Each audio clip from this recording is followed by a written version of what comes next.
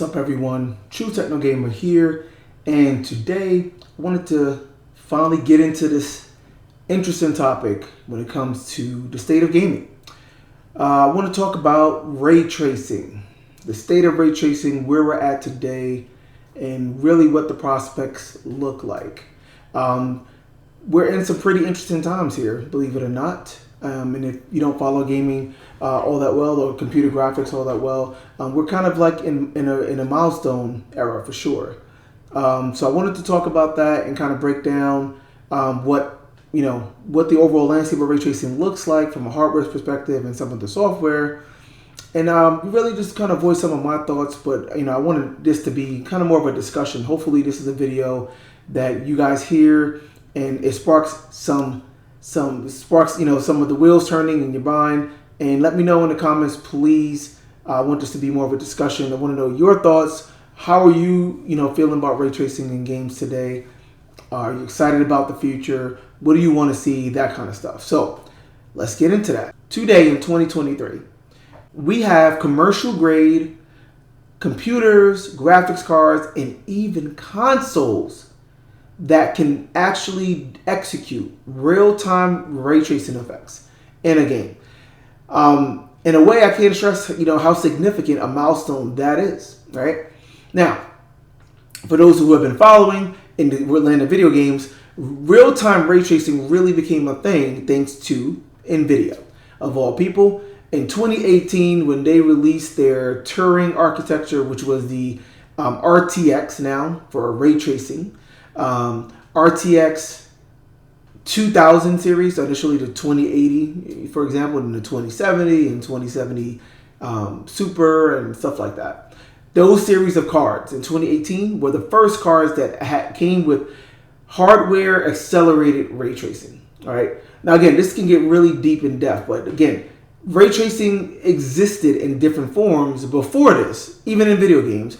There were some games that used offline ray tracing where it wasn't actually something updated in real time, but the artists and developers used ray tracing techniques to just simulate a particular effect in the game. For example, certain reflections or a certain lighting effect, that kind of thing, a certain shading. And they would do it offline. It would take hours or days or whatever. And then once they get the result, they would just basically take that result and integrate it into the game, but not change it in real time as you're playing the game. So with the advent of the Turing cards from Nvidia, ray tracing became a reality for real-time gaming. This is a big deal. Microsoft, of course, adopted the API in the DirectX spec to accompany this as well, or accommodate this as well. And then later, we saw everyone in the industry follow suit, including AMD with their Radeon GPUs. Eventually, Intel also released discrete GPUs that can do real-time ray tracing as well. And then we saw Microsoft and Sony, barely 2 years later, it was about 2 years later, I guess, in the fall of 2020 with the release of the PlayStation 5 and the Xbox Series console, Series S and Series X, we have $400 and $500 consumer consoles, boxes, that actually were powerful enough to do real-time ray tracing. This is huge. Normally we wouldn't see, consoles and that just disparity of hardware actually, be up to snuff, so to speak. That was a big deal, that AMD, first of all, AMD provided the technology for the consoles. So they got on board and they have some level of RT capability, and they were able to integrate that into the consoles. It also is an important step of helping foster the adoption of ray tracing, meaning more developers are creating more ray traced games as a result of it being in the consoles as well, which is the mass market devices, right, to get out there, to reach out to the masses.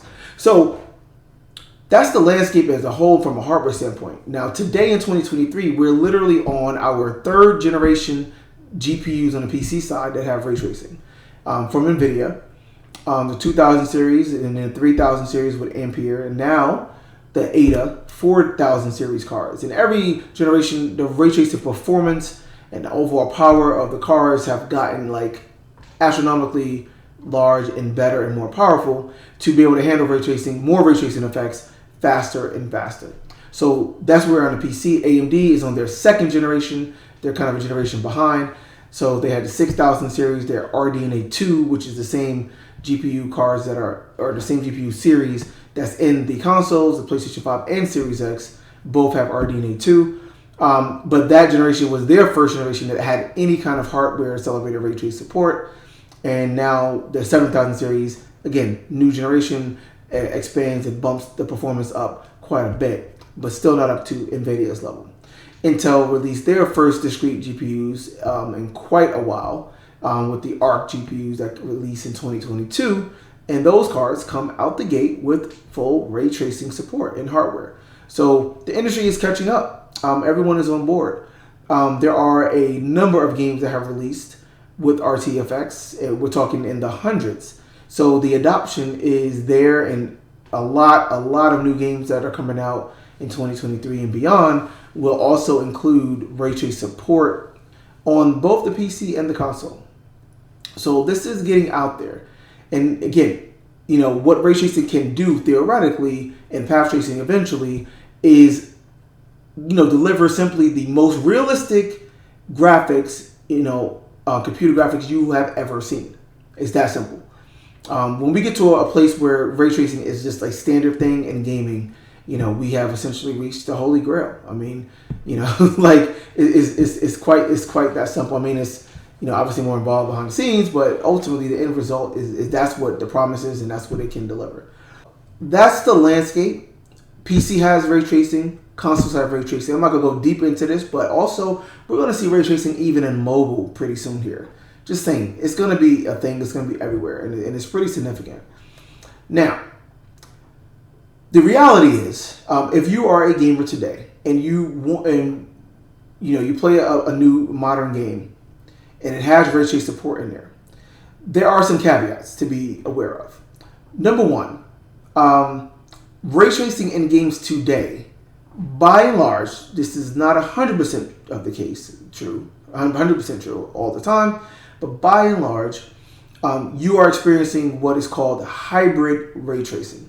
And what hybrid ray tracing means is ray tracing of specific effects. It's part of the lighting, typically in the game, although you could use ray tracing for audio and some other stuff, but typically it's for lighting when it comes to graphics. So there's some ray tracing in there, but it's still also using the traditional rasterization techniques that we have seen, since the Nintendo days, or really even before that, but not dating. I don't know how many people might be watching this that is pre-Nintendo, but you get the point. So pretty much, since the advent of video games, especially in the living room, rasterization is the general techniques that's used. Rasterization has a lot of fundamental limitations in terms of how it can handle certain lighting effects that we see in the real world. Reflection being one of them. Shadows as well as, can be tricky. So if you want to get more realistic lighting effects, you want to get more realistic ambient occlusion, for example. Ambient occlusion is the modeling of how areas are shaded when they are blocked, when they have light that is blocked by something, occluded, right? So you shine a light. If I had a light here and I was shining it straight down on, let's say, a car, the light might go directly on the car, but the car is going to block the light for the ground underneath it, for example, right? But it may get some of the light. It may get some effects of the light, some diffuse effects or some of the bounce effects. But that shading underneath the car is the ambient occlusion. Reflections, indirect lighting, global illumination, that's indirect lighting. Traditionally, what games have done to this point, to the advent of real-time ray tracing, is to do what's called light baking, where the artist can go in and look at a scene. Imagine Uncharted or Tomb Raider or Assassin's Creed, three very great examples of great lighting that's pre-baked or baked. I'll give you just the idea. Ray tracing today is hybrid.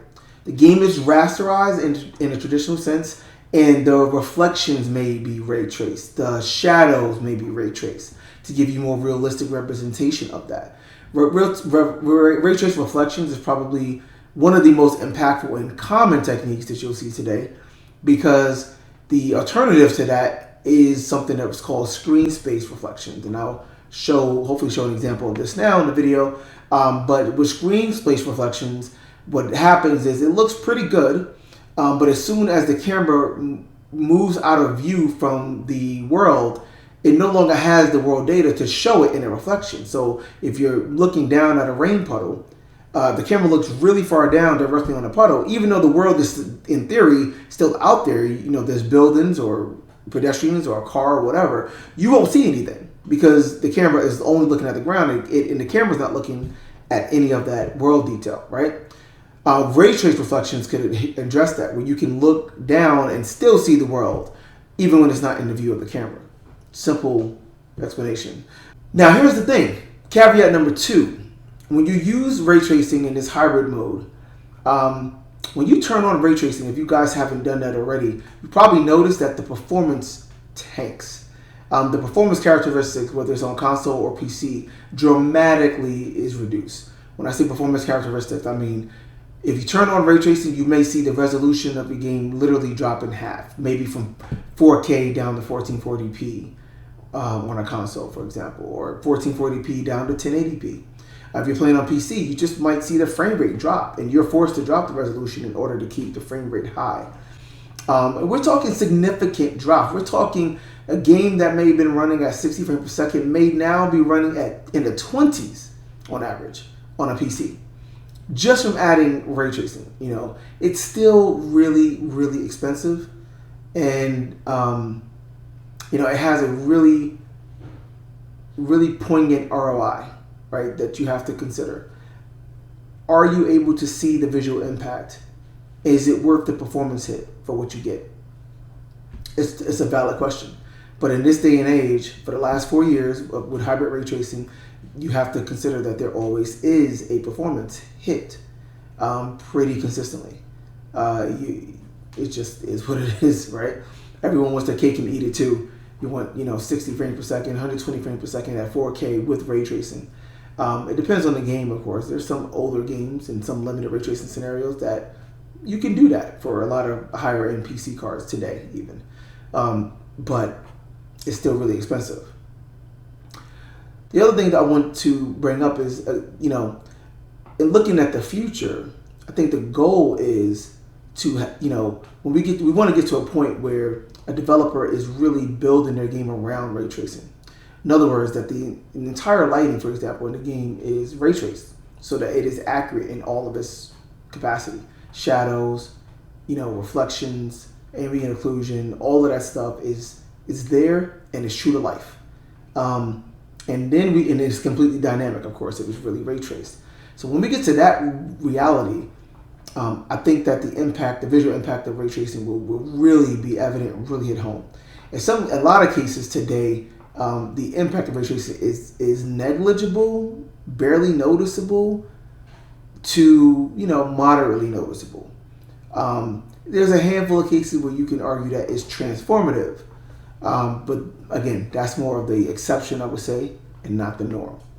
Now, those exceptions are pretty powerful, and today there are a couple of games, a couple of things you can play and use your high-end PC graphics cards to do and use around games or content that are fundamentally built around ray tracing. In terms of games, one game I want to definitely call out is Metro Exodus Enhanced Edition. So Metro Exodus was a game that came out originally back in 2017, I want to say, or 18, somewhere around there. And it was a regular rasterized game. It was, the third iteration of the Metro Exodus, the Metro, series. And it was a cool FPS shooter. And what they did was they went back and basically remade the entire lighting in that game to make it ray traced, where the global illumination, that indirect lighting, was fully ray traced, and the ambient occlusion and shadows and all of that was fully ray traced, and the reflections as well was fully ray traced. And it was significant because it was one of the first times that a game absolutely was built from the ground up for ray tracing and actually required you to have ray tracing hardware. Remember earlier I said that ray tracing was typically an optional thing that you go into the menu and enable, which was true. And this was one of the first times where, no, ray tracing is just always on. If you don't have a relatively new high-end GPU, you can't play this game, period. And that was a significant just step. And that's ultimately where we want to get to in order to really, really see the fruits and benefits of ray tracing. But Metro Exodus, that was pretty transformative. When you look at the side-by-sides of that game with ray tracing on and ray tracing in the older version of the game that didn't have ray tracing, pretty transformative, right? Fortnite recently released an update with the latest version of Unreal Engine 5. And, the real claim to fame for Unreal Engine 5 at this point, from a feature standpoint at least, are two key pieces of technology, one of which is completely revolving around ray trace indirect lighting and reflections, which is called Lumen, what they call Lumen. And Lumen has really been optimized and developed to work well with the level of ray tracing performance that you would find in the current consoles, like the PS5 and the Series X, which is significant because it means that it can run well on relatively low-end ray tracing hardware, but it can scale up as well if you have like high-end PC and you have a whole bunch of headroom to still get a lot of performance and a lot of visual quality. So it's pretty awesome.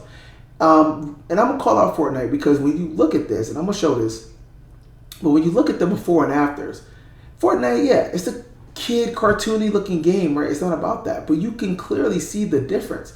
And in fact, it was exciting to me because when we talk about Fortnite getting a quote unquote next gen update, they didn't call it that. It just was a new patch, right? Where they updated the Unreal version from Unreal 4 to Unreal 5. And Unreal 5 has this, ray tracing support built in. But when we talk about that being a update or a next gen update, that to me is one of the first examples, aside from Metro Exodus, I guess, which was again kind of like a rework, but it's one of the first examples of a real, truly next gen update of what that really should be. Because up until this point, people have been throwing around, and publishers and developers have been throwing around this term next gen update, which basically means taking your old PS4 or Xbox One game, or in some cases even older, and just basically unlocking the frame rate to give you a 60 frame per second mode and increasing the resolution from 1080p to 4K, let's say. And that was 4K 60. That's the next gen update. No, it's not. Just increasing resolution and frame rate isn't next gen. That's not what it's about. So that's what we're trying to get to. I've talked about where the software is and where it isn't. Right? And now the question is that ROI really worth it? Like I mentioned, is the that perf hit that we see in so many games, roughly 30 is probably the minimum you'll see, 30%. But in the worst case, literally 80%, like, a game that was running at 100 frames per second is now running in the 20s with ray tracing turned on. Is it worth it? Is the difference really there? But it's just interesting. I just wanted to point out that, the reality is, on PC, most people don't have a ray trace capable graphics card. There's still a large percentage of gamers that are playing on Turing cards, pre-Nvidia 2000 series and AMD 6000 series cards. That's a fact. A lot of people aren't educated in what ray tracing is. Like I said, it's an optional feature, and what I see is that a lot of people don't even know what it is to think about turning it on. Right? The audience, the percentage of the audience that are really not knowledgeable in this stuff and are that enthusiast crowd, again, is the vast minority of people that are actually out there playing games. So how big of a deal is it really now, today? I would say, generally speaking, not huge. It's not a mandatory thing, of course. It's not something that you have to have. If it's a nice thing and you have the resources to invest in it, by all means. But most people probably don't. And again, they don't necessarily have, on the PC side, they don't have the components and the level of hardware that's really needed to make it meaningful. Even if you do have an RT card, if you have a 2060, if you have a 2070, if you have a 3060 even, by most accounts for most of these modern games that have ray tracing, those cards, while they technically can do ray tracing, you're not going to be able to get the level of performance that you really need, to make it worthwhile, right? To make it playable and enjoy it. Like seriously, right? It's just going to tank and the performance is going to be so low that you're going to be forced to either turn it off or reduce other settings to get a playable frame rate. And again, oftentimes that's not really worth it. Now you can do upscaling techniques today, and this is a whole other thing that I actually been meaning to make a video on, but I'm not going to go into this now. This video's already been long enough. I get it. But you can add DLSS if you've heard of that, and FSR for AMD if you've heard of that.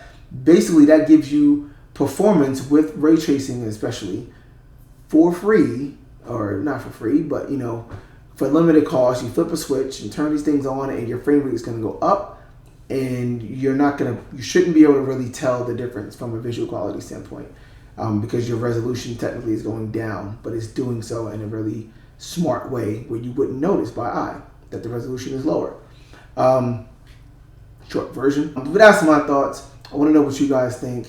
How often do you use ray tracing? Do you have ray tracing level hardware? Do you even know what ray tracing is? Were you watching this video and like, man, this boy is speaking, in a whole nother language, but man, I need to go and try to find ray tracing on my Series X game, my PS5 game, or my PC games. I didn't even know about it. Let me know that. I really want to know, folks that are, enlightened. And if you do experience ray tracing for the first time, what are your impressions of it? What do you think of it? So appreciate you if you listen to this whole thing so far. Just a topic I wanted to talk about. Hopefully you learned something, and hopefully we can keep the discussion going. Please, True Techno Gamer. Until next time, thanks for watching.